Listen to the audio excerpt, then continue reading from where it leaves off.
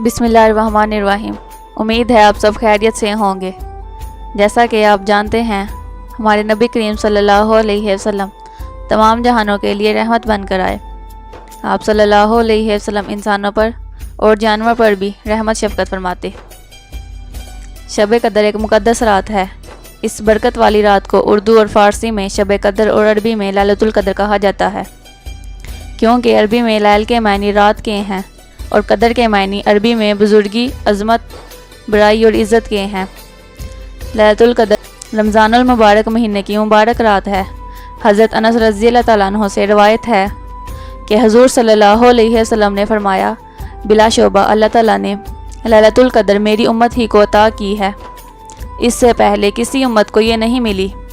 लैलतुल कदर रमज़ान शरीफ के आखिरी अशरे में पाई जाती है।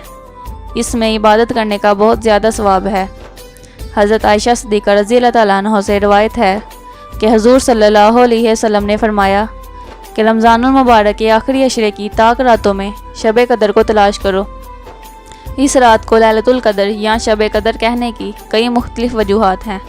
पहली वजह यह है कि लैलतुल कदर में जो लफ्ज़ कदर है, इसके मायने तकदीर व हुक्म के हैं, क्योंकि इस रात में तमाम महलूकात के लिए जो कुछ तकदीर में लिखा होता है, इसका जो हिस्सा इस साल में रमज़ानुल मुबारक से अगले रमज़ानुल मुबारक तक वाक़या होने वाला होता है, वो इन फरिश्तों के हवाले किया जाता है।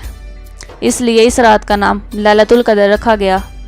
दूसरी वजह यह है कि कदर के एक मायने अज़मत व शराफत के हैं।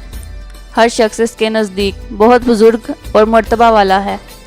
क्योंकि ये रात भी अज़मत और शराफत वाली है, इसलिए इसका नाम भी लैलतुल कदर पड़ गया। तीसरी वजह यह है कि कदर के मायने तंगी के हैं कि इस रात को इस कदर फरिश्ते ज़मीन पर नाजिल होते हैं कि ज़मीन पर इनके ठहरने की जगह तंग हो जाती है, और इस तंगी की वजह से इसे कदर कहा जाता है। इसकी कदर व मंजिलत इसकी अहमियत और फजीलत पर मबनी है। इस रात को ये शर्फ इसलिए हासिल है कि अल्लाह ताला ने कुरान पाक में इसके लिए लफ्ज़ कदर का लफ्ज़ इस्तेमाल किया है, और फिर यही लफ्ज़ 3 मरतबा इस्तेमाल किया गया है। और इसकी कदर की वजह असल में अमूर है जो इसी रात में सरअंजाम पाते हैं। अल्लाह ताला नबी करीम सल्लल्लाहु अलैहि वसल्लम के सदक़े हम सब की परेशानियां दूर करे, तमाम बीमारों को शफा दे और हर मुश्किल में हमारी मदद करे। आमीन। वीडियो को लाइक और शेयर ज़रूर कर दें। शुक्रिया।